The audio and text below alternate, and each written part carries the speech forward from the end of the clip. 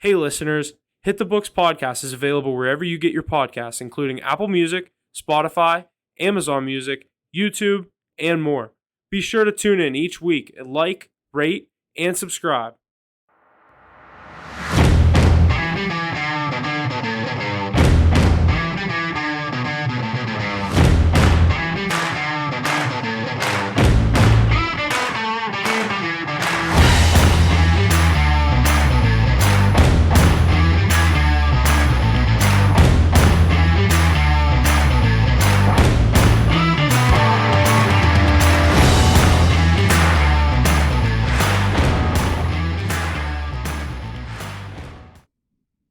What's going on, everybody, and welcome back to Season 2, Episode 26 of Hit the Books, your weekly podcast here to deliver news and betting advice from around all of the leagues. This episode, we have MLB Spring Training coming up this week, March Madness right around the corner, and a full slate of news from our favorite leagues like the NHL and the NBA. On top of that, we are excited for yet another week of doing the show, and I think it's time to jump in and introduce my co-hosts. First up of my three co-hosts is Mackie. Mackie helping his team secure the ACC D2 championship over the weekend. Huge stuff there, dude. Welcome back to the show. What's happening, buddy? Yeah, I got some hardware this weekend. No big deal. Just back doing what I love. NHL card rolling, college basketball card rolling. NBA just took a little bit of a break, so we haven't had plays from there in there for about a week. But these picks are really just getting going right now. College basketball is right around 20 units right now. NHL I think is back in double digits. Is it not? Yeah, it's like 10, 13 maybe.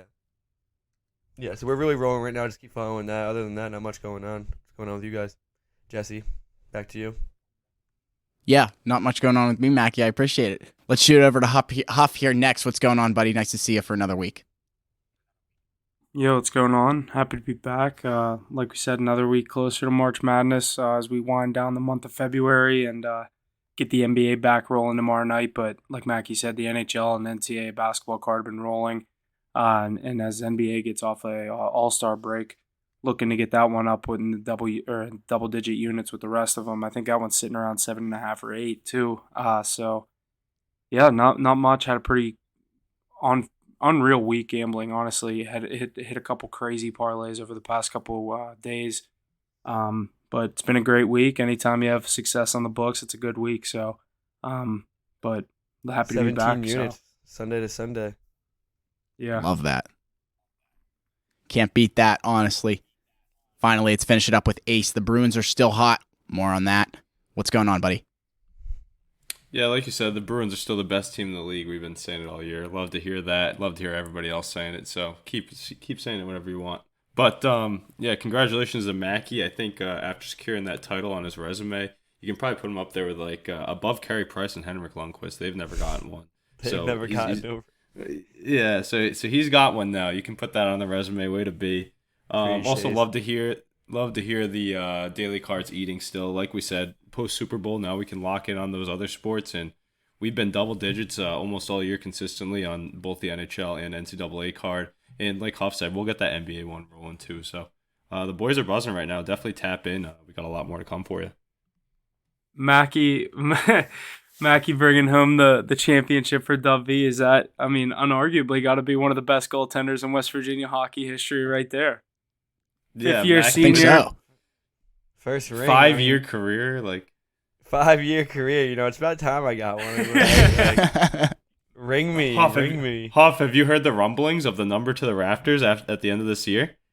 Yeah, Mackie might be the last one to wear 3-2 in a Mountaineer blue and gold uniform.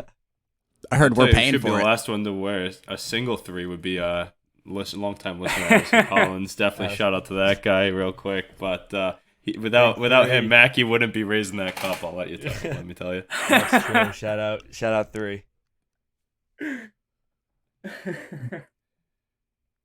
Solid stuff there, boys. Great introduction there. It's time to jump in some of these sports that we like to talk about each and every week. Why don't we start with some college basketball news? The big news out of the college basketball world is that Alabama basketball has itself back in the news, and it's not due to its continued success on the court this season. their former basketball player and projected 2023 NBA lottery pick Brandon Miller, I'm getting all these names mixed up, allegedly provided the gun used by also former Alabama basketball player Darius Miles in a January murder. Head coach Nate Oates said he had a stupid quote about the situation along the lines of, "We knew about that. We can't control everything anyone does outside of practice. Nobody knew that was going to happen. College kids are out. Brandon hasn't been in any type of trouble, nor is he in any type of trouble. In this case, wrong spot at the wrong time." The text between Miles and Miller, I couldn't find them exactly, but it was along the lines of, "Hey, bring your gun," which is pretty. That's a bit. It seems pretty to the point from what I was reading. But go ahead. Brandon Miller texted Darius Miles and said the heat is in the hat, and there's something about and then he had some other. There's one in the head or something like that, meaning there's one in the chamber. So these you guys knew what was going on. These guys are corny. Yeah. It sounds like it was a little bit more than just wrong spot at the wrong time. It sounds like wrong spot, wrong time. What? Come on, man. But I mean, yeah, you gotta win a national championship. So you gotta protect your best player and your lottery pick player.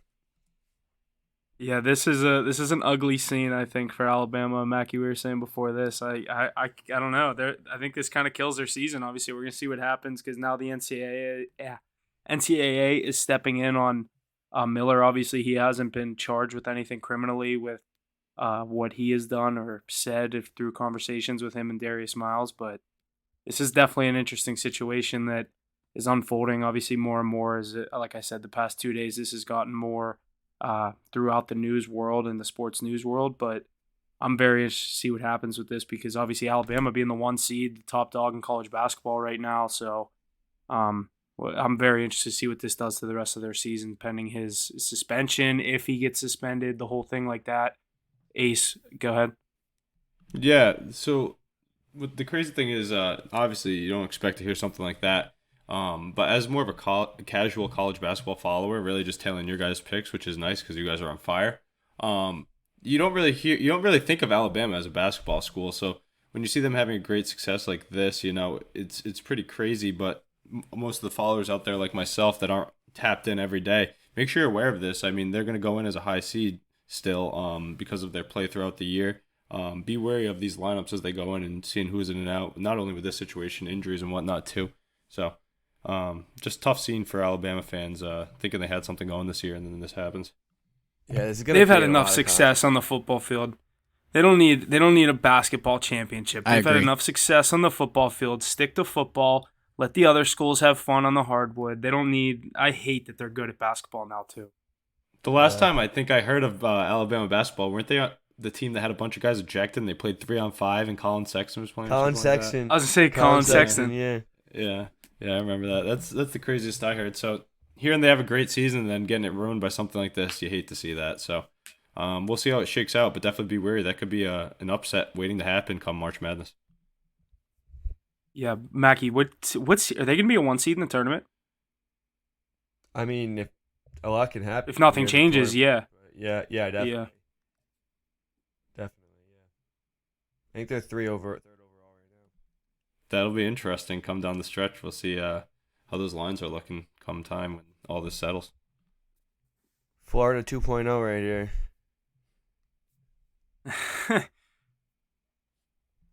Yeah, but I mean, I'm watching. There's a headline about this behind me, so obviously next week I think we'll have a lot more of maybe a resolution on this one. But season continues to go on, so I'm interested to see what they're going to do if he's going to keep playing. I haven't heard anything with that, but I mean, he's played the past 10 games since Alabama has learned about this incident, and obviously the coach, president of the school haven't really thought too much of it. But I mean, like I said, he hasn't been charged with anything criminally, so like I see why they're letting him, like if you're going off by the books, hey, he didn't do anything criminally, you want to look at it that way. But I don't know, this whole situation I can't wait to see where this goes because, like I said, I don't like that Alabama's good at basketball. They're very good at football, and I think they should just stick to that. But they have a very good team, and I think that with him, without him, they'll have a decent tournament run. But obviously having a top 10 lottery pick in the NBA on your roster in college basketball is a huge bonus in March Madness. But yeah, I'm interested to see how this unfolds.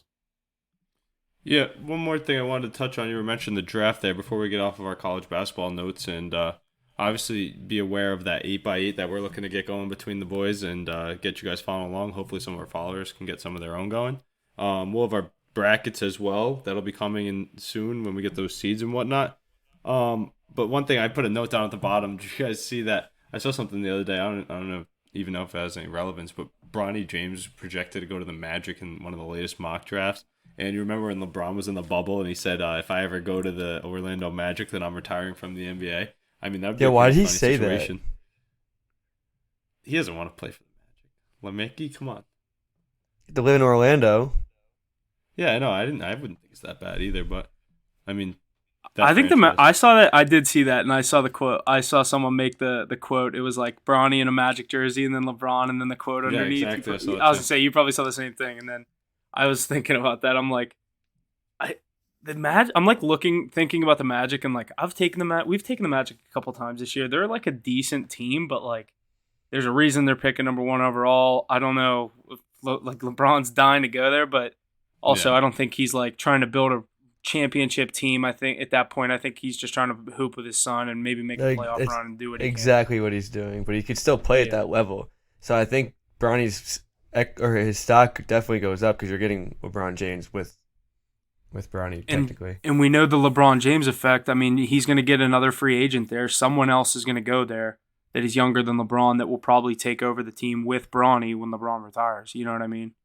Reading up on that, I saw some more though. They were like, the only reason they'd be taking Bronny James there, I mean, they're loaded at guard with all those young picks they've had, early picks the last few years too, and Banchero is looking like he's going to be a stud. But yeah, they would only do this for a money perspective. So obviously, whoever gets Bronny James, if they take him this year, isn't that a big time reach, anyways? Yeah, it's like a 2-for-1. You're getting LeBron with him. Yeah, and you're getting a lot of money to your franchise with all the publicity, jersey sales. Yeah, the publicity is crazy, man. Yep. You're on national TV 2 times a week if you have LeBron James, at least. I'd reach for him if I'm a bottom of the barrel team. I mean, your team's going to get better, and you're going to get a bunch of publicity. Yeah, a team like the Magic that hasn't seen the finals since 2011 with Dwight Howard when they played Kobe. I mean, there's teams that haven't had that much success in the past, even 20 years in the NBA. I think they would, if you have a chance to even see the playoffs, like a lot of these teams, like Atlanta Hawks, like I know they're a younger team that's had success. Like just like any of those teams, if you're in the top 5, trade your best player to get in that top pick. Like you're getting LeBron with them. Like a lot of teams would do that. I don't care how old LeBron is. I think a lot of teams would do that. Yeah, so I just thought that was something funny to bring up. So that'll be definitely interesting to see how that folds out. But we have a lot more college basketball madness ahead of us coming this month. Turns around, so definitely be on the lookout for that. How are they even doing a mock draft of the next draft? Yeah, I don't really know. I guess it's a really early mock draft. He hasn't even committed. The publicity that Bronny James. That would be if he went right from high school. He hasn't even committed to a college, and people are already like, he's going number 1 overall to the Orlando Magic in 2024. That's honestly wild. Well, he doesn't. Does he have to go to college, or is he? No, he's not going to do the overseas. You can go G League. Like LaMelo. Yeah. Oh yeah. Yeah, he's not going to. He's not doing G League. He's going to do G League. Yeah, I could see it too. He would not go overseas. He'd either do G League or go to college. Yeah, he'd go probably to a going to college program, or I could see him go I to feel like UCLA. he could only hurt his stock in college though. You're not wrong. I just think he's going to go to Ohio State. Could see that. That'll be interesting to see though. If LeBron's still a Laker, I could see him go to UCLA. No, I don't think he stays in LA. I do not think he stays in LA. He was offered USC too. They're good. I think, yeah. I see Ace's point though. Him going to college really could just, I mean, him winning a national championship, that solidifies it. That's something that his dad never did that he could have a chance to do, which would be cool. But other than that, like if he's a first, second round exit, we're talking about Bronny James is like, unless he's light years ahead of everyone, it's going to be like Ace said, like, is the team really going to reach for him just to get his dad too? And older. Yeah. Too. But I mean, that's a lot of ifs, ands, and buts, and that's not even this March Madness. That's next March Madness. So we'll get into that as we get. Maybe after he commits to school, we'll talk about this again. LeBron James. The media can't stay away from. It literally can't, Including us. It's the GOAT. One of them. All right, let's wrap up our college basketball talk there. Selection Sunday just 3 weeks away, but we'll have more here on that in the coming weeks. Let's jump over to some NFL real quick here. Eric Bieniemy has agreed to become Bieniemy has agreed to become the next offensive coordinator of the Washington Commanders, leaving behind Patrick Mahomes and the Chiefs after winning 2 Super Bowls as their offensive coordinator. Big move there. We talked about this a little bit in the chat. What do you guys think on this? Huff, you want to get us going on here? Yeah, when I saw this, I was a little bit surprised, and after kind of taking in what ESPN, a lot of the big-headed ESPN analysts had to say about this, and everyone saying, he hasn't had the fair chance to be a NFL head coach. I feel like the past 5 years, all we've heard about is him have chances to be a head coach, but whether it's legitimate or if it's part of the Rooney Rule, they're just interviewing him because he's an African-American head or coach or prospect, I guess you'd say. But him going to Washington, I think this is definitely an interesting kind of situation because under Rivera, a defensive head coach, Bieniemy's going to be able to go there with not really much to work with. Obviously, you have guys like Terry McLaurin and Brian Robinson at running back. They have other skilled players like Jahan Dotson, and it seems like they're I think they named Sam Howell their starter going into next year, which obviously he had decent success beating Mackey's Cowboys towards the end of the season last year. He's shown that he could have success in the NFL, whether it's long term or if that was just a game here and a game there. But I think with Bieniemy going there, it gives him the opportunity to build his team the way he wants it to, and he's truly the one calling the plays because I feel like a lot of the slander he got in Kansas City was because Andy Reid. A lot of people thought Andy Reid was the one calling the plays, and you heard Travis Kelce in the Super Bowl after the Super Bowl saying Big Red just calls him up at the right time. It's almost like, and I've heard different situations where Bieniemy isn't necessarily known as a player's coach, so I don't know if he just had some bad blood with the Chiefs, obviously winning 2 Super Bowls with them. I don't think you can have too much hate for a team, but I think this is an interesting matchup. We're going to see one of the better offensive coordinators with an offense that isn't really known for putting up points, so we'll see how he can build this thing up. But Ace, I don't know what you had to think about this. Obviously the Chiefs, Mahomes losing his offensive coordinator that he's had throughout his whole career. Do you think, he's the baby goat, but do we see any kind of step back? And obviously we don't know who their offensive coordinator is going to be in Kansas City, but what do you think about this? Yeah, obviously some people would expect to see some regression when you lose your coordinator that you've been working with for your whole career. But, it's Patrick Mahomes. He's a superhuman, so I don't really think that'll be an issue. I think, if anything, it'll open up a new door for some new plays to be added to that playbook. And I really think the impact that Andy Reid has on the team and that offense as a whole is really the big deal there. So I think they won't miss a beat. Obviously, great move by the Commanders to acquire him, especially as a coordinator too, so he can do what he does best. But I think Andy Reid and the Chiefs will be fine. I don't think you'll see any poor effects from that. I think their offense is great, but I think it could be light years better than it was this year, which is crazy to say since they just won the Super Bowl. But yeah, I'm eager to see what the Chiefs go into with their new direction, if they hire someone or if they hire within or whatnot. So it's pretty interesting. They might have named someone, Mackie. While you give your opinions on this, I'm going to look up and see if the Chiefs have named an OC. Yeah, I just think whoever you throw in an offensive coordinator in Kansas City, you still have Pat Mahomes and Travis Kelce there, so you're going to be fine. They're still going to put up their points. But I think this is good for Bieniemy because, like you said, everyone's looking at Andy Reid calling the plays, and you're going to Ron Rivera, who's a defensive coach. You have all control of that offense, so everything that happens in that offense falls back on your shoulders. So we're really going to see what kind of coach he actually is, see if he can really handle an offense that doesn't have Pat Mahomes controlling that offense. So it's going to be a little harder for him. We're going to see what he can do, and I think it's a good move for him. See what puts him in a good spot. So the Chiefs are expected to promote senior assistant and quarterbacks coach Matt Nagy, former head coach with the Bears, to offensive coordinator through the Chiefs. Will need to satisfy the Rooney Rule and interview an external minority coaching candidate for the offensive coordinator gig. So they'll still need to hold, the whole court of the interview process, but they're believed to promote Matt Nagy. Yeah, you're just throwing somebody in there to have that position. Andy Reid is really making those final calls. Good stuff there, guys. Interesting to see what's going to happen there with the Commanders picking up a new offensive coordinator. Chiefs also looking at a new one as well there. Good stuff. Next up, the Titans releasing some big names. 3-time Pro Bowler, left tackle Taylor Lewan, wide receiver Robert Woods, and kicker Randy Bullock. 3 bigger names there for the Titans. Where do we think they're going to end up? What do we think is going to happen? What do we got? Mackie, what do you think? Anything special? They're just clearing house right now. Total rebuild mode, it looks like. I don't know what they're going to do. Robert Woods is a free agent. I don't know. It'll be nice to see where he goes. Taylor Lewan, I didn't see this coming. Hoff, did you see this coming? I mean... Yeah, he's been talking about it for the past... He's been talking about this for the past couple of weeks, months on the... Whether it was his social media or the Bussin' with the Boys podcast, but he's been kind of hinting at it just to try to get in front of it. He said to Big Cat and PFT, I think in an interview last week, he goes, well, no, I'll be testing the free agent market. And Big Cat goes, oh, you think you're getting cut? He goes, no, I know I'm getting cut. So he's been kind of putting this out there that he was getting ready for it. So when the news came, he was already, oh yeah, I knew this was coming. You know what I mean? But I kind of was right there. Obviously, when he's the one saying it, I'm going to believe it.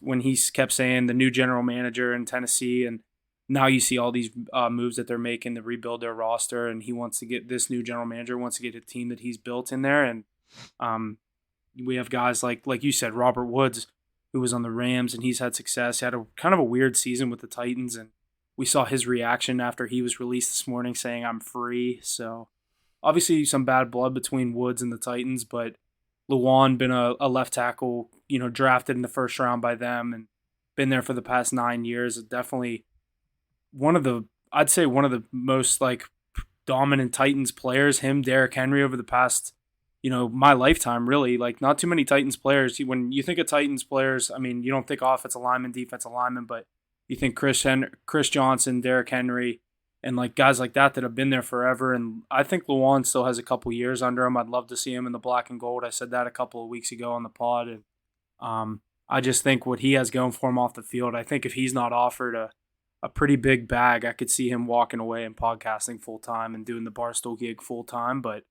a lot of people don't seem to think he's worth the money that I think he is. I texted my cousin. I go, I said, could you see the situation where the Steelers would offer Lewan a 1-year, $12.5 million deal? And he goes, I don't think he's worth anywhere near that money. I'm like, he's still, it's the resume. In the NFL, you pay for your resume, and I know he's had 2 ACL tears in the past 3 years, and your best ability is availability. But I think my take with this was, at least in my situation with the Steelers, I think he would be a great addition with a young offensive line that we have, a young quarterback, a young offense. He can come in and be a veteran leader and know that the Steelers are drafting your replacement in the next 2-3 years or even year.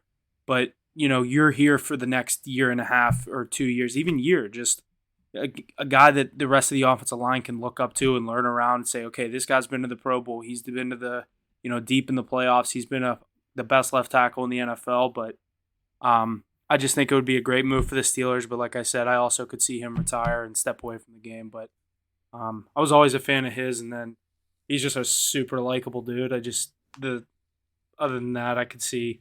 I wish him obviously to come to the Steelers, but anywhere he goes or retires, I'm definitely going to be still a fan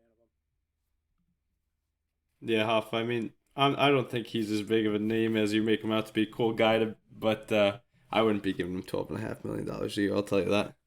It's left tackle money, dude. That's what they get. Yeah, but you can find there's better options on the market for that price, I'd say. With those injuries, the injury pass, that's so tough. As an old guy too.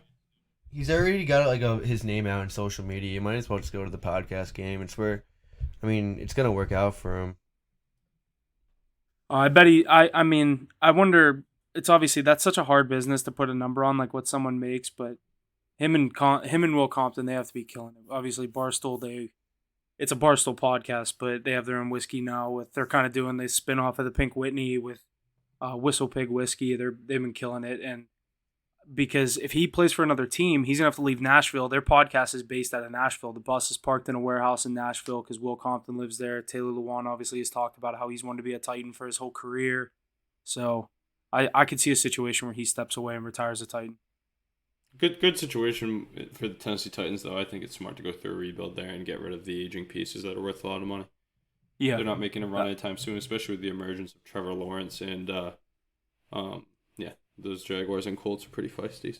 and they're trying to do kind of the opposite of what the Texans did this a couple years ago, unloading DeAndre Hopkins, J.J. Watt, Deshaun. Obviously, the Deshaun Watson thing wasn't really planned, but kind of unloading all those pieces, and now they have all the draft capital and the money saved up, and obviously it's looking like it could work out with all the picks that Houston has coming up, and not too bad of a team. But like you said, I think it's a smart move on Tennessee to hit the rebuild button.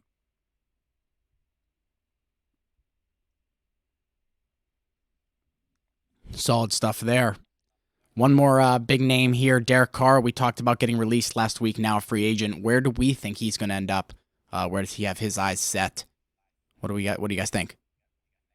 Did you see the Jets told him he's a first ballot Hall of Famer? Yeah, I've seen a lot of news with him going to the Jets, but I think the Saints is an option too, maybe. I mean, there's a lot of teams that need quarterbacks, but I think the Jets would be the greatest fit for him. He has weapons, brings some veteran experience, and they've had problems at quarterback, and he shows he still had it in the Pro Bowl. But as a Patriots fan, I would love to see him go to the Jets. You just want to play him twice a year.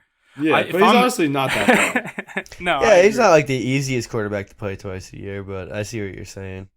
Yeah, I think the best fit for any free agent quarterback in this offseason is pick a team in the NFC South and just go there and hope no one else goes there, because the division is wide open. If you go to a Saints team, that's what Tom Brady did, and it worked. He won a Super Bowl. Yeah. Yeah. Made the playoffs every year, even with a losing record. Yeah.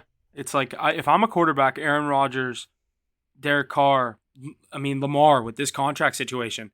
Hey, Atlanta, I know you don't have that great of a team, but we could win this division with just me. That's all you need. Give me a bunch of scrubs and I can win this division. Now, when we get to the playoffs, that's when we might not win a game. We're going to be there. We might not win a game, but that's where you got to kind of get the pieces and pick the best roster that you think has the best chance. Obviously, Carolina had a nice season last year, just couldn't really get consistency at the quarterback position, but I think Carolina is a sleeper team for a lot of these quarterbacks.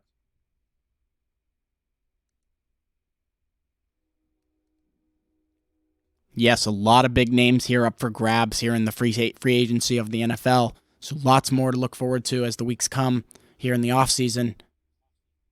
We'll see what happens. All right, let's jump over to the NBA. First point I got here is that Sunday's NBA All-Star Game had its lowest rating of 4.59 million viewers. Ratings declined 29%, and overall viewership of the game decreased 27% from last year. So no good reviews there for the All-Star Game of the NBA. Same with the NHL, both leagues in shambles on that portion, I think. But what do you guys think? Anything on that? Yeah, even the players were saying that's not even basketball. Nobody likes the NBA All-Star Game. Nobody tries. It just turns into just like trying moves that you can do. It's literally all it is. Nobody really enjoys it, so we'll see what they do with that.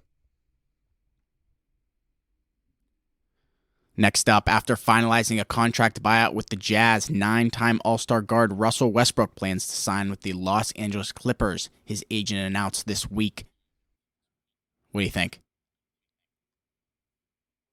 I like this situation for Russ. I think him going there with Kawhi, Paul George, a healthy Clippers team. I think this is a team that could really have a run this year in the playoffs with a West market that's kind of gotten shaken up over the past couple of weeks. Obviously, we know what Phoenix did, and I think the Clippers are still right there. And obviously, a team that, if Kawhi's available, they're a top team in the NBA. I think they have the bench and the depth players to play with anyone. But I'm interested to see how Russ fits in here. Ace, go ahead. Yeah, I honestly think that this is a great move by Russell Westbrook and the Los Angeles Clippers. He's got a little bit of fire under him to beat his former team, and he joins the better Los Angeles team at the current. I thought I mentioned this last week, I think. They're kind of a dark horse, really, in that Western Conference. A lot of new hype over there, and, they have the names that have gone far and done it before. They have Kawhi Leonard, they have Paul George. They have a plethora of guys behind them. Zubac and... Where's Paul George gone? Huh? I don't even think Paul George made it to the second round. Yeah, when did he lose to Dame? When Dame did the wave? That was first round. Bubble PG. Paul George is a hooper, bro, but he can't. But Kawhi, he's not a winner. I was saying more of Kawhi Leonard, obviously. I mean, he did. Yeah, dude, Kawhi. that's all you need. That's all you need is Kawhi. I mean, he's your leader, anyways. You have Kawhi, Russell Westbrook, Paul George, a lot of talent. Vika Zubac, and I think he's pretty good. They have some depth around them. That's a sleeper team. I mean, definitely can still probably get some decent odds on that. That would be something to look at for a long shot. I mean, that's a good big three. If Russ is on his game with those two around him, who knows? I don't even think it's that big of a long shot. I think they have a serious chance. No, I don't think they're probably like the 8th favorite. I don't think this changes their title chances. I don't think this is a big three whatsoever. I think Russ needs to come here and play a role. Just kind of, dude. He's not off who he the used bench. to be. That's a great option off the bench. Exactly, but it's not a big three. I mean, I didn't adding mean a it as nice like a big GP. three. Like, It's the name. It's the name. No, but like people are saying that. Like people are saying like this new big three and I'm like. Oh yeah, no. But if he can come off the bench with that second, if you can have Russell Westbrook playing good basketball off the bench, that's probably the 6th man of the year, in my opinion. But like also, Mackie, another way to look at this is like Kawhi. I know we're getting down to the the grind of the NBA season, coming down to the playoffs, so coming out of All-Star break. But like Kawhi isn't always the most available player. So when Paul George is out there by himself, now you have Russell Westbrook. You can put him into your starting lineup when Kawhi doesn't play. Go Westbrook at the 1, PG at the 2, and they have depth everywhere else. But I don't know. I think this is a good move for them, but I was kind of down on him with the Lakers, and then he started to play a better role, and then they shipped him out as soon as he kind of had somewhat of a stock, and they got their return for him. But Lakers got D'Angelo Russell. I like that move for them. I don't know if we talked about that, but yeah, we did last week. They had some good deadline moves as well. But one more piece on that Clippers team. I mean, it takes a lot of pressure off of Kawhi and PG, even when they are in health. That was a good point about his availability. But when we think about the Clippers team, what's their strength is defense. So they keep teams low. If you can get a few extra buckets from Russell Westbrook every night, I mean, that could be the difference between winning and losing. I mean, I think this team can go far. They went, to the second round last year? Maybe.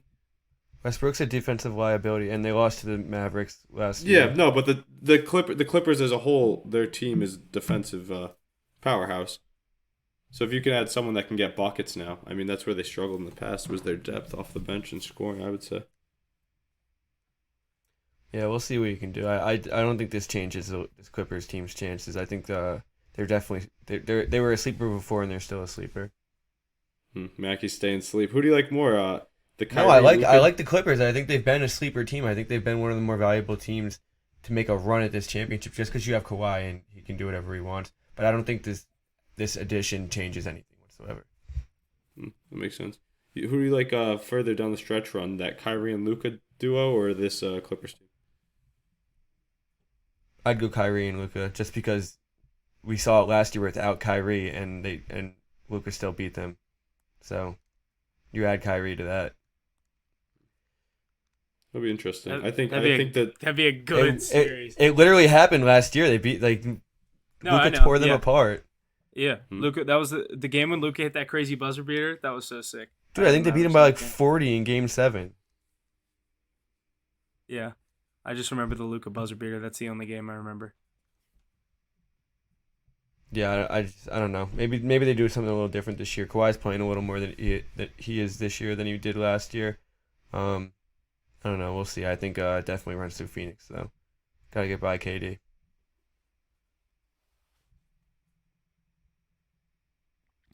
Good stuff there. A couple injuries in the NBA or from around the league. First up is the Bulls rollout guard Lonzo Ball for the remainder of the season with a knee injury, so big loss there for the Bulls. And next up is Giannis out for the Bucks with an injury of his right wrist. He will play once pain subsides.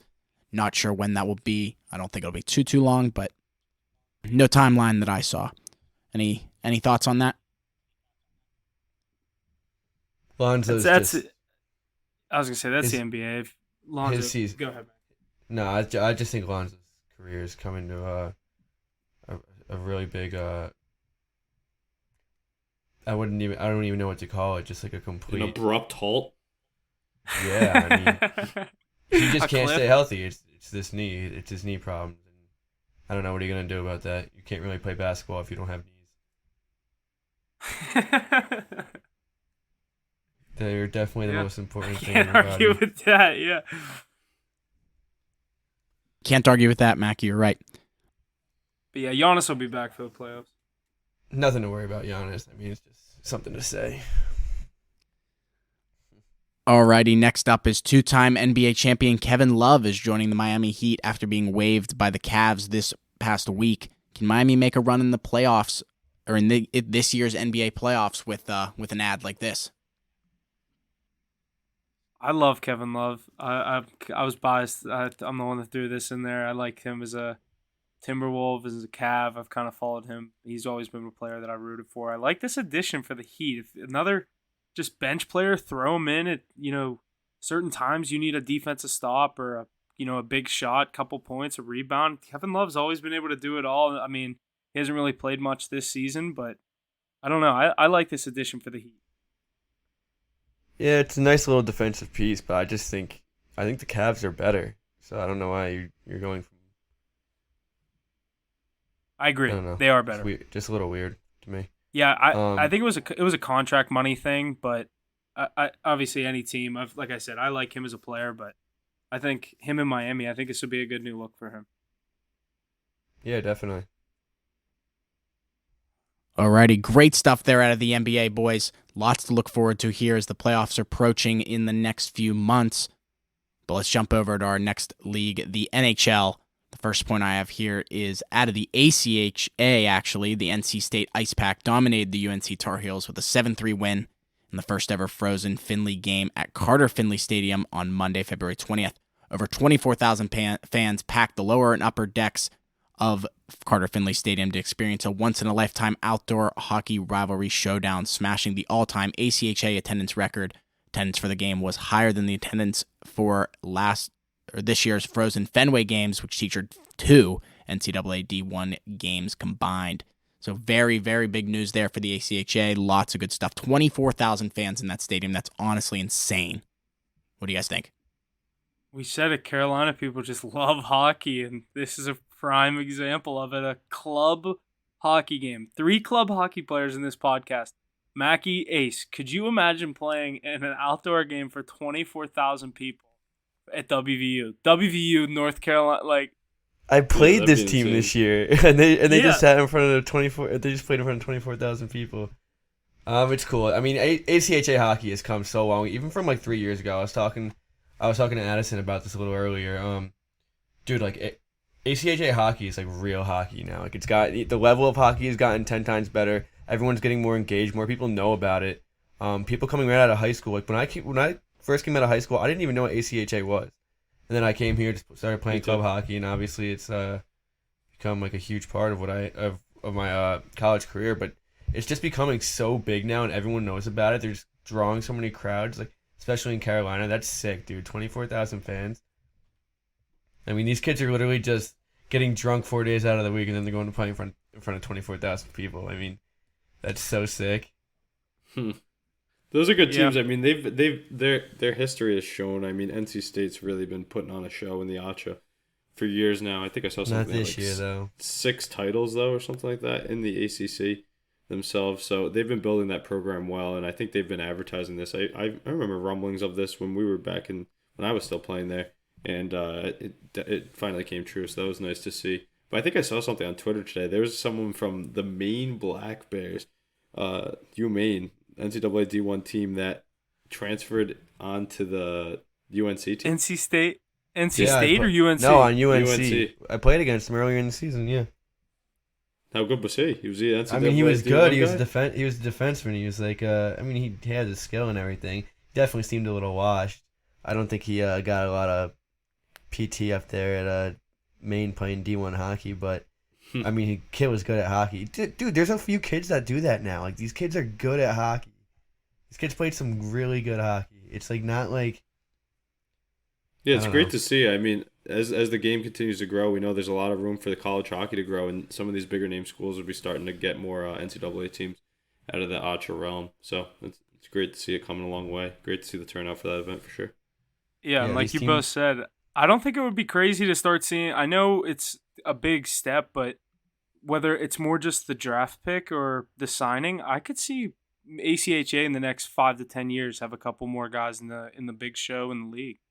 Especially D1. Like, dude, those teams like UNLV, they play D1 programs. They played LIU Division 1. Like, they're right there. If you're playing for some of those teams, you're like, you definitely have a shot at playing really good professional hockey after your career or after your college career. There's already been 3 ACHA players in the NHL, and one won the cup with the Tampa Bay Lightning. Yeah, that is cool. It's insane. I was going to say, I think there's more than enough room for, ACHA and NCAA, like Division I type stuff in the world. There's more than enough people that want to watch it. There's more than enough players that want to play it. I think they can get 2 solid leagues there.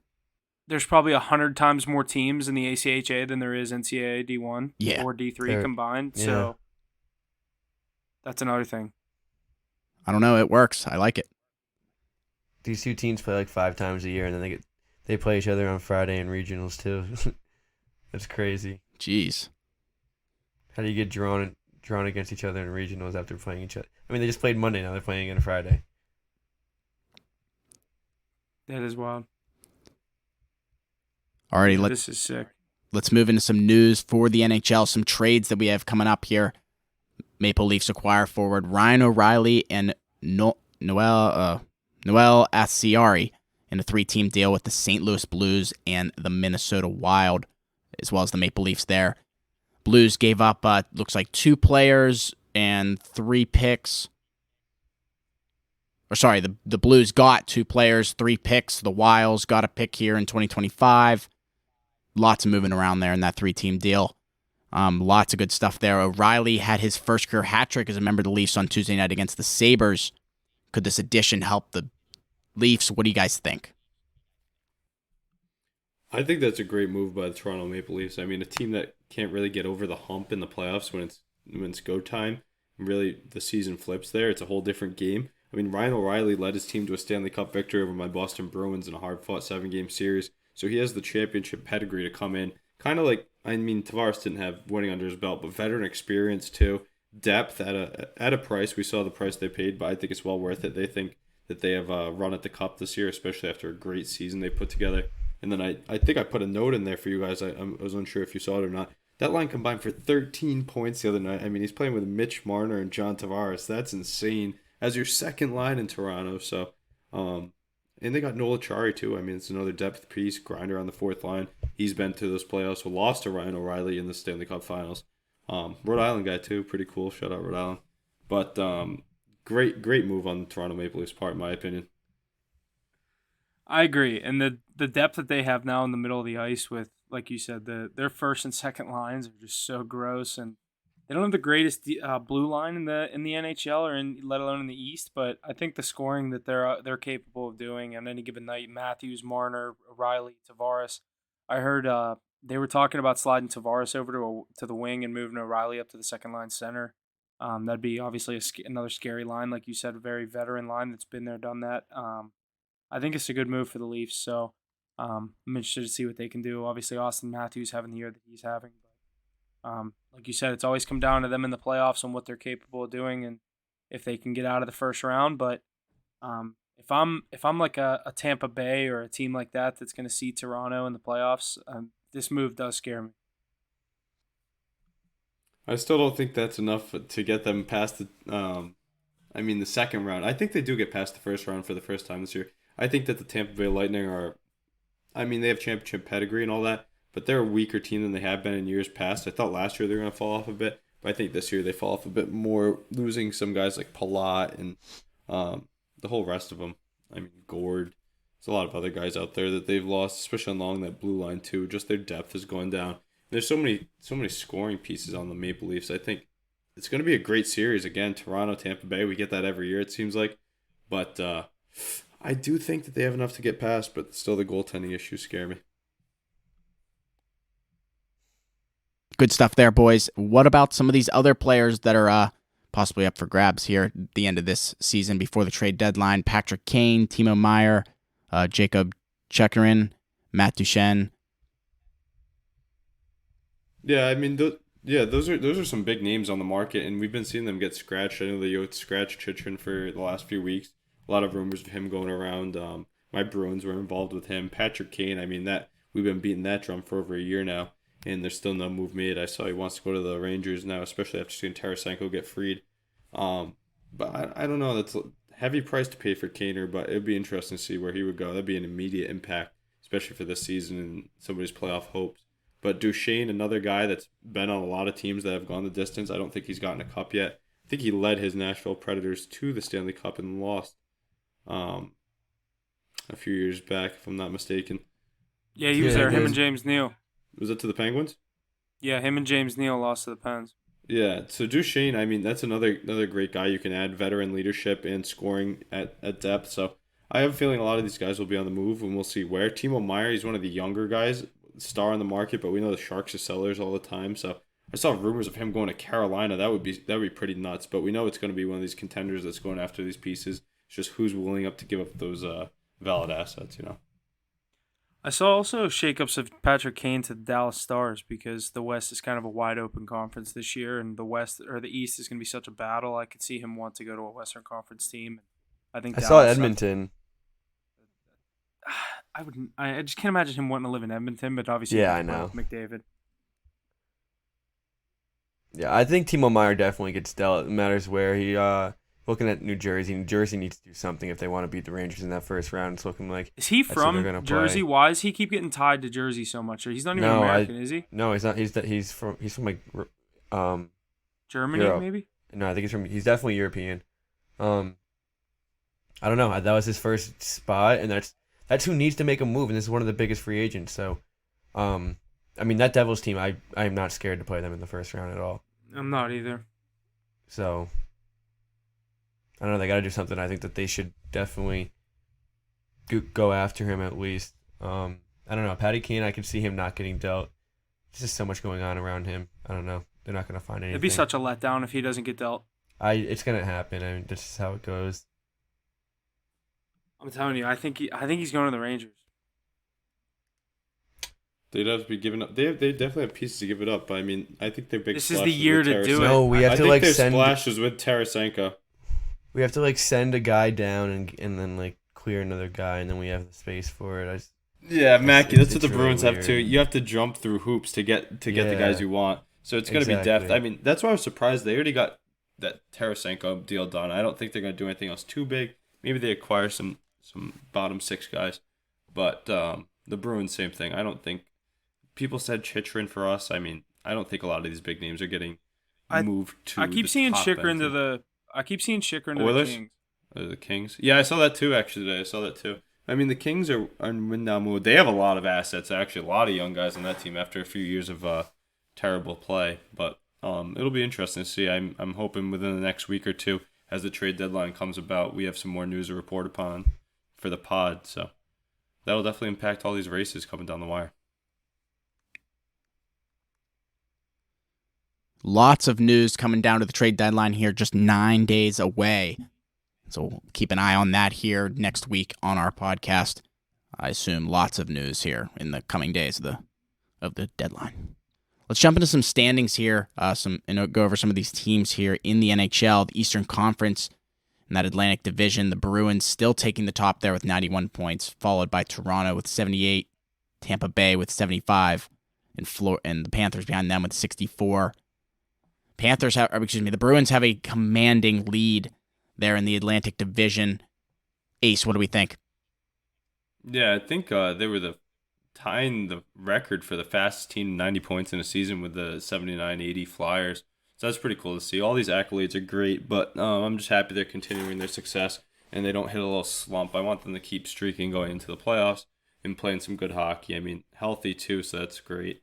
Wondering if Sweeney will shake something up at the deadline. He always loves to do that, but like I was saying earlier, it's tough to find that cap and wiggle around with such a tight lineup for the Bruins. But the craziest thing is the tandem of goaltenders that are doing so well. Some weird trade rumors I heard that someone was like, we should move one of our goalies. It's like, no, they're going to be mainstays for years to come. But the Bruins are playing great hockey. Pasternak up to over 40 goals in the season. I think he's going to beat McDavid in goals for the season personally, but that's a little biased take. But I mean, it's definitely a good chance. But didn't you bet that? Yeah, I bet that a while ago. Him to win that race. But there's a good chance he does. I think he's one back of McDavid right now, and McJesus is giving out those apples all the time. But if he keeps getting those flip ups over the net like he did last night, I know Mackie and I cashed on that Oilers -1.5. What a crazy goal by McJesus, huh? To catch that puck line. Just flips it up and it finds its way to make it in the net. I was like, only him. I didn't even know he shot it, and then once it went in, I was like, of course. I mean, yeah, so things like that are crazy. But I do think Pasty's more of a shooter than McDavid, so I think he can get the job done. But other than that, obviously the Bruins are going to go on to win the Atlantic, I'm pretty sure. But the Leafs, like we were touching on before, that's the team I'd be afraid of. I don't know about you guys. Who's a threat to these Bruins and the rest of the Eastern Conference come playoff time from the Atlantic? It's going to be tough. I'd say the Leafs. Yeah, probably the Leafs. You got to worry about Vasilevsky. You got to worry about Vasilevsky. Always, right?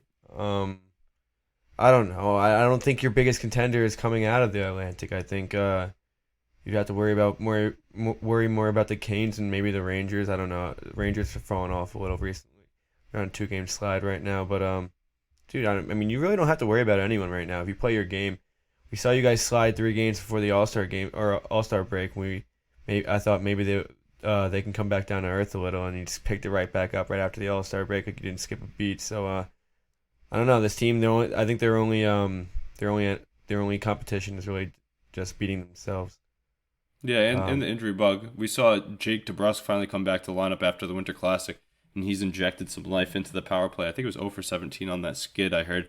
And he came back, scored his first game back, scored again last night. So great to see him continue his success, and that just helps the depth of the Bruins so much. Pushes everybody down a peg, gets Hall in our third line. So, I mean, that's craziness. But the Atlantic Division's tight, and we know that the Bruins, Leafs, and Bolts will be there. It's just a question of whether the Panthers and Sabres can get into that wild card race. But I think as we shift over to the Metro here, I think some of those teams are going to be rounding out the Eastern Conference this year.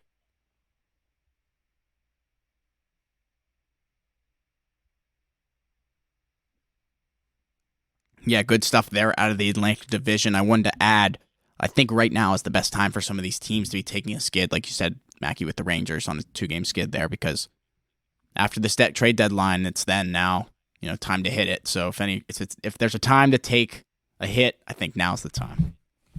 So let's move over. Granted, they won 7 straight before that, but they are. Right. You know what I'm saying? All right, let's jump over to the Metro. A little more closer of a race here, even though Carolina does have a 5-point lead on the Devils. Devils at 79, the Hurricanes at 84 points with a win last night, taking a more commanding lead there. Rangers behind them at 75, Islanders behind them at 65, and the Pens behind them at 63. So very much more tight race there for different sections of the Metro Division. Who do we think is going to come out of that? What do we think is going to happen in these coming weeks? Yeah, obviously Carolina is most likely going to win this division, even though it's still kind of a tight race. They're clearly the best team, and I don't see the Devils catching up to them. If anything, I see the Rangers catching up to the Devils, getting that 2 seed. But I don't know. You Yinzers over there, you guys got something to be worried about. Those Panthers are getting hot. Islanders getting hot. Washington's falling off, so they're kind of falling out of this right now. But you guys got a lot to be worried about right now. You're on a little bit of a skid right now. What do you have to say?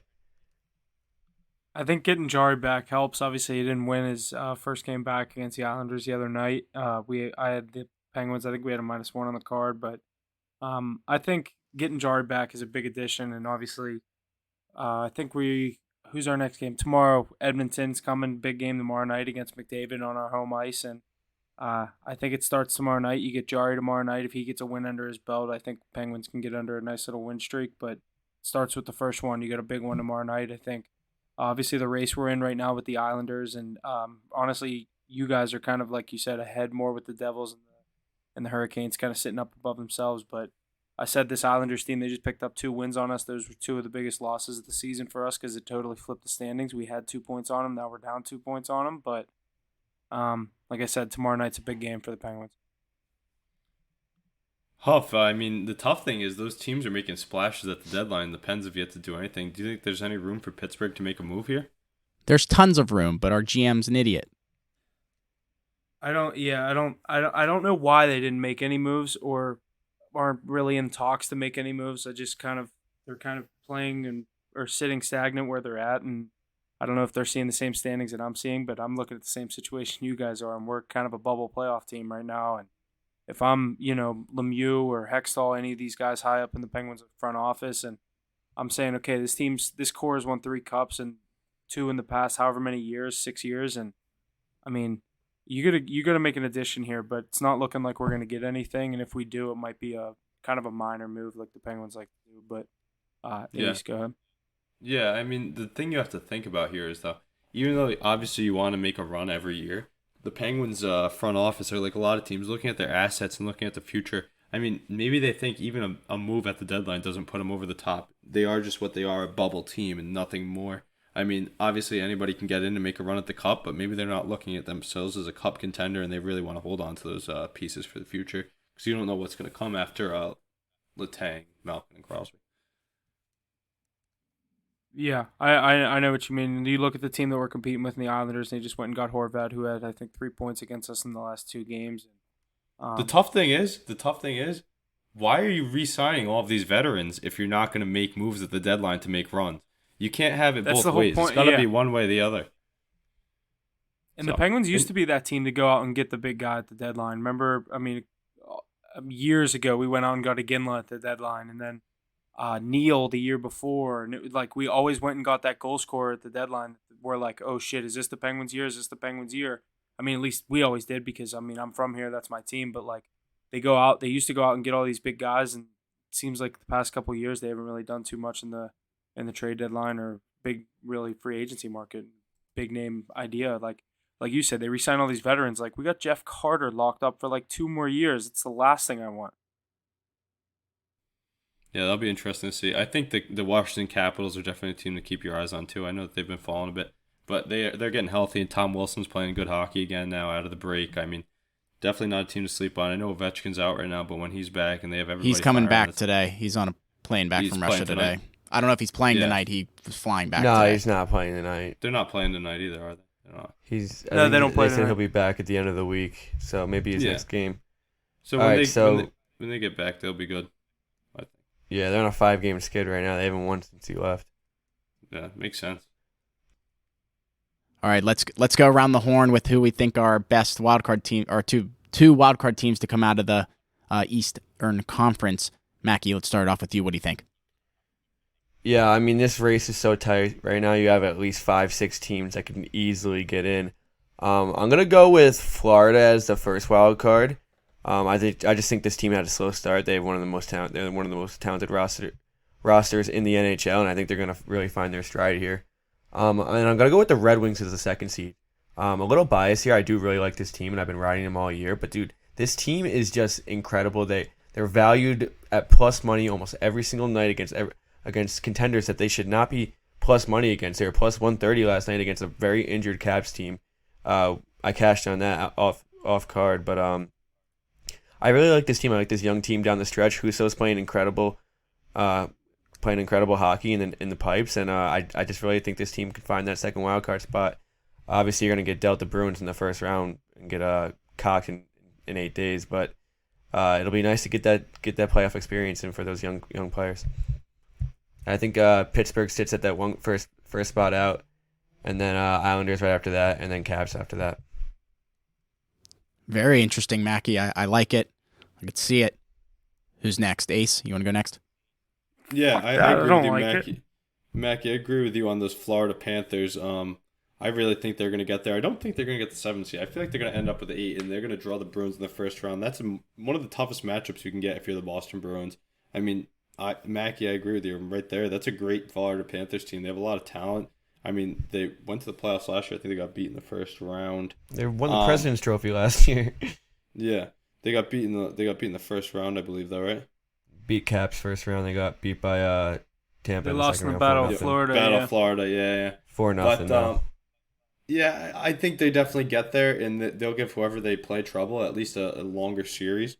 But other than that, I think the New York Islanders are going to get there. Just their brand of hockey. Too much inconsistency from the Caps and Penguins. Those teams led by Crosby and Ovechkin, you expect them to be there every year. But goaltending deficiencies, injury bugs, lack of depth, I think it's going to catch up to them with an older team.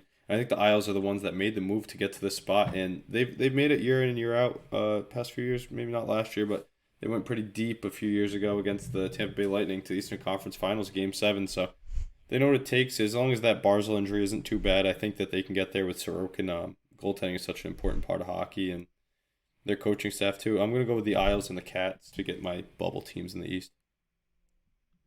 I do agree about. I think the Islanders are the. Let me get back to it. The wild card standings. I think the Islanders are going to take the wild card 1 seed, and whoever they draw, they draw. And I think obviously I'm going to say the Penguins sneak in and get the Bruins. But Mackie, I do agree. I think if the Penguins' inconsistencies keep up with them, I do like the Red Wings to sneak in here. I think Florida. My thing with Florida is their inconsistencies on the road. And Bobrovsky, he's like a 500 goalie, sub 500 goalie. I don't really like them with him in net. Obviously, take them a lot more with Spencer Knight in between the pipes. But I'm gonna go with the Islanders, Penguins, and then slash the Red Wings for the 8th seed. Yeah, the Panthers, that's their one inconsistency this year is their goaltending. Spencer Knight's been hurt, Bobrovsky has zero confidence. He's just not the goalie he used to be. So that could definitely end up hurting them down the line. I think I said it earlier. I think getting Jari back, that's going to be my determination of the Penguins. I might have a different take in a week, but we have a big game this week or tomorrow night, and then I think we get a big one this weekend. So we'll see how we do. Yeah, I'm right there with you, Huff. Pens and Islanders seem to be my way of thinking for the wild card in the East. But I'm real excited about that game tomorrow. Like you said, we're going. So good stuff there. I think it's time to jump into the Western Conference. What do you guys think? Alrighty, let's start off with the Central Division. The Dallas Stars leading that division. Not too impressive. They're sitting with 72 points. The Jets right behind them. It's 71, so a close race there for first. Behind them is the Avs and the Wild, both sitting at 67 points to round out the top 4 there. Just going to say real quick, Rangers are 6th in the Eastern Conference in points, and they would be 2 points ahead of any team in the West. That's wild. Crazy. I feel like that's how it is every couple years here. You know, years ago, I think it was the West. There was a lot more points being thrown around and things like that. And then, coming up now, it's the East. The East is taking its cake for sure. Ace, why don't you get us started here on the Central Division? Yeah, what's pretty crazy, obviously love to see it from our perspective, considering our daily cards plus double-digit units. I think you see those teams a lot, those top 3 teams on our card a lot. More so because of the goaltending on the top 2, with Hellebuck for the Jets and Ottinger for the Stars. I mean, we're big on the Dallas Stars, and we take the Jets a lot too, and they've been proving successful. I mean, those teams have been in the Western Conference. Those are 2 teams that have not gotten as far as they'd like to each year, but they go to 7-game series a lot and end up on the wrong side of it. And I think those goaltenders really are, we said it last week, 3 and 5 in the NHL, in our opinion, 3 and 4, with Ottinger and Hellebuck. But that Dallas Stars team, obviously if they had Kaner, they're one of the favorites. But their depth around, they have Ben, Foxa, Hintz, Heiskanen, and Sagan, and the list goes on and on. I mean, there's so many good players out in Dallas, and that's why we take them every night, and it's showing successful. And it's a weak division at the bottom, so they're easy to feast on. But the Avalanche starting to come alive a little bit too. Saw Nathan McKinnon had that highlight goal against the Oilers and McDavid where he cooked them the other day. So it'd be nice if they can turn it up and become a force to be reckoned with in the Central. But yeah, those 3 teams are top of the standings. I'm not too keen on the Wild. I know, Huff, you are, if you want to touch on them a bit. I didn't know I haven't looked at the Western Conference standings much. Obviously, we're all Eastern Conference teams, but looking at the standings in the West, I didn't know that it was. I obviously knew it was a little bit more broken up than the East is, obviously with how tight the races have been throughout the Eastern Conference all year. But I've been high on this Wild team for the past couple of weeks. They've been really good for me the past week or so, winning a lot of games at home. Gustafsson has stepped in with Fleury's injury and really making a case for himself to be the starter if they can make the playoffs. And I think they do as one of these wild card teams, just to allude to one of my wild card picks in the West. And I'll just say I think if the Oilers don't slide up in the Pacific, I like the Kraken. So honestly, the teams that are in it right now, I think not much changes in the West. I think the Oilers and Kraken might shift, but other than that, I think the Oilers, Kraken, and Wild are all locked for the playoffs from my perspective. I'm not too big on this Flames team, and I think Nashville is just a little bit too out of it. necessarily don't really love what they're cooking other than UC Saros, but I like the Wild what they're doing. They have a lot of guys, but I'm hearing there's a chance that they're kind of going to unload at the deadline, which I think is interesting because they have guys like Greenway and Hartman, and I mean, not obviously they're not going to get rid of Kaprizov, but they just have a really nice core in Minnesota, and they're a lot of the times even to close to even money, and you can get them in a lot of really good chances on their home ice. But I like what they're doing, and I'm going to keep looking at them. But like I said, I like their chances to make the playoffs. Whether they go far in the playoffs, if they get Dallas, I think it's going to be a tough chance for them. Great stuff there out of the Central Division, boys. Let's move forward to the Pacific Division. Leading that one is the Vegas Golden Knights with just a 2-point lead at 73 points over the Kings. Kings sitting at 71 there. The Kraken and Edmonton sitting at 70 there apiece to round out the top four. What do we think is going to happen here? The Pacific Division in the Western Conference of the NHL. Ace, what do you think? Yeah, I think I'm with Huff. I like the Western Conference. I like the Pacific Division out of the Western Conference here this year. I'm really big on those expansion teams. I know they have that Winter Classic next year. I think they're going to have deep runs in the playoffs this year, though. The Seattle Kraken coming to life, led by their Rookie of the Year candidate, Matty Beniers. And they have a good supporting cast alongside of them. A lot of names under the radar. They picked up Eli Tolvanen off waivers from the Predators. He's rejuvenated his young career. They have Yanni Gourde. They have a bunch of names on the back end. They did a good job putting this team together, and it's really coming to life. That we see them on the card again a lot every night. Another team, like Mackie said, that's kind of underappreciated by the books. They get some good value every night, especially on the road, and they get the job done pretty consistently. I know the Knights burnt us last night, but they're always in the mix at year in and year out, and they're right there again leading their division. So can't sleep on them. I think they go deep as they always have been, especially with Jack Eichel and all the other names they have there, Petrangelo. But still, you got to worry about those Oilers. If McDavid can get in the playoffs, I mean, you don't want to see them. That's a scary team whenever he's on the ice. So that'll be one of my wild card bubble teams for the West. But just some touch on the Western Conference Pacific Division here. Yeah, surprising to see the Kings, but I like the Knights per usual and the Oilers out of there. But the Kraken are a good team. I don't think they're going to go far in the playoffs, but they're going to get there. Yeah, I agree. I think this West is just. I think they already have their 8 teams, like Huff alluded to earlier. These players, I don't really see the Flames getting in. I don't really see who's that other team on the edge? Predators? Nashville, St. Louis, Vancouver. Those other teams. I think the only 2 teams that are that have a possibility are the Flames and the Preds. But I don't know. There's a lot going on up in Calgary this year with Huberdeau not really doing much. He's not happy with that team. I don't really see them pulling themselves out of the gutter to leap this Wild team, but I do like these 8 teams in the playoffs, and I think the Oilers will get that 3rd spot in the Pacific, and I think the Kraken will drop down. Not much else to say about that. Yeah, it'll definitely be an interesting race. I'm guessing Huff's got the Wild and the Oilers as his bubble teams, but for me, I'm probably going to go with the Oilers and my second team out there. Oh, it's such a tough spot to say. No, I said exactly what Mackie said. I said I think the Oilers move up, and the bubble teams are technically the Kraken and the Wild. Yeah, I can I see like that. I think. I do agree with that. I think the Avs get that 1 seed in the Central as well. Interesting. I could see that. Yeah. I mean, I think it's pretty cut and dry, like you guys said, but it's just a matter of how these teams get in. Yeah, you'll see more shakeups 1 through 8 than you will 8, 9, 10. You know what I mean? Yeah, Colorado, I mean, they got to move up. Edmonton should move up too. Yeah, it's pretty set there, though. I mean, Eastern Conference is a lot more going on, but who's going to come out of the West is the bigger question. It's kind of a pick your poison there, but I think these trade deadline moves are really going to impact the Western Conference more than we think. I agree. Alrighty, boys. I think that's just going to about do it for this episode. Episode 26 in the books here for Hit the Books. That's all I got. You guys got anything to add? Not much. Just keep following daily cards. We're ripping them. We're winning too. So if you're not following them, you're definitely missing out. And that's all I really got to say. Tap in and hit the books with the boys. I mean, we're gonna get you to that bread. So you like double-digit units? You like green check marks? Come on down to the Hit the Books podcast.